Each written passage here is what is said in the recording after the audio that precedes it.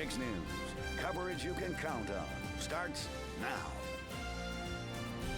Tony, with the threat of inclement weather tomorrow, local emergency management officials are urging residents to be weather aware. Tim and Jen, even though no official announcements have been made, Mayor Janakovic says big things are coming for Johnstown in 2020. In our area, there are 5 transplant centers, and in western Pennsylvania alone, over 2,000 people are waiting to hear that they have a second chance at life. For tonight's Friday Night Rivals Game of the Week. And for a preview of that matchup, we'd like to send it over to 6 Sports' Ryan Stanko, who's standing by. Ryan, I hear some conference bragging rights are on the line tonight. Now, actually, I was just telling my photographer, Phil, that we should back up a little bit, because if you look a little further up Monaco, I'm not sure if you'll be able to see because of the dark, you can see that there's a tree down over the power lines here. We have seen Penelec, Johnstown Police, Johnstown Fire Departments, ambulance companies working all over trying to clean up this damage. Tim, the chairperson of the Board of Trustees, confirmed that suspension to us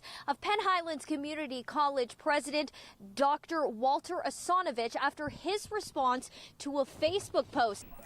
Yeah, Tim and Jen, Moose Club officials in Wimber say the decision to be smoke-free has been, well, great for business, and in turn, great for the Wimber community. Tim, while first responders say Narcan or naloxone is a great resource for them, it is not always the best option when they arrive on scene. That he's still currently working and waiting for a search warrant so they can go inside the house. He has not yet told me what exactly they would be looking for when they went in. Tim, a football player, is making history here at Richland High School. The soccer star now turned to starting varsity on the football team. That's not particularly unusual, but number 16 is anything but ordinary. A lifelong soccer star. All my life. So I'd always go to practice and just kick the ball there. And then I started playing AY, so. And the now junior leading Richland girls soccer to 12 wins on the season with her team high 36 goals. As a soccer player, what do you think your proudest accomplishment is? Getting all conference 2 years in a row. What does that mean? I'm one of the best people in this area. But one day, football coach Brandon Bailey showed up at soccer practice. We had some inexperience at the kicking position, and I've said for years, I just want whoever the best player is. And I knew that we had some really good girls on our soccer program. So I talked to the coach and went to practice with a bag of footballs and said, let's go out and see who can kick the football. To take a look at number 16, the kicker. They may look like just one of the boys, but Autumn can kick. So this is the first time that we've had a female play on the football program. So yeah, it's pretty exciting. For years we've shared soccer players, with the soccer team, and we've had a lot of success. So it's really no different in our opinion, and she's had a great season for us. Autumn says she was nervous the first time she showed up to football practice, but Coach Bailey says the boys have accepted her as part of the team and know they need her to be successful. The guys know that it was difficult for Autumn to come in and be part of the football team. It is kind of like a guys thing, and they've accepted her, and she's one of us, and we need her to have success in the team, and we're looking forward to hopefully a playoff run with her being part of it. Coach Bailey never second guesses his decision to send Facci on the field. With multiple extra points and even a 32-yard field goal, she does not disappoint. And she goes out in the games and performs maybe even at a higher level in the games than she has in practice. So that's kind of exciting. It's also exciting knowing that the more she works at it over the next year, the better she'll get. Facci says she isn't worried about being tackled either, even though she can take a hit. They always just I know they got me. They always tell me, if you get hit, I'm going to go hit them. And she says she's confident she can kick the championship field goal. I could do it.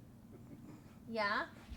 You think that if it came down to it, you could win it for the championship? Yeah. Confidence. It's key. And a good team to back you up.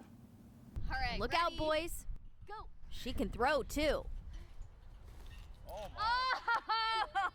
I told you I could throw a ball. It's good to recognize those people that we haven't made accountability of, whether they were POWs or MIAs. Honoring them, remembering them, and hopefully someday returning them home.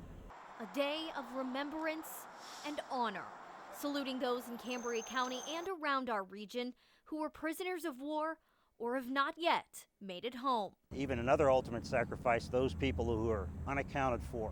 Maybe those are still prisoners of war somewhere throughout the world, and especially the families and those are still looking for not only the POWs but the MIA to get a resolve, a final resolve.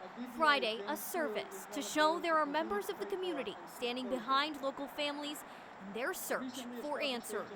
A family member who have lost one, whether it's been through combat loss, through a POW or MIA, knowing that their service was not in vain, that if people truly care about what they did and their lives had worth and value. Plymouth says the service also serves as a reminder to our government, saying these men and women matter and we want them home. Jim Crew, who's been missing for 50 years now, and he's believed to be a prisoner of war in Vietnam, and the government needs to be aware that these people are important to our community and to our society.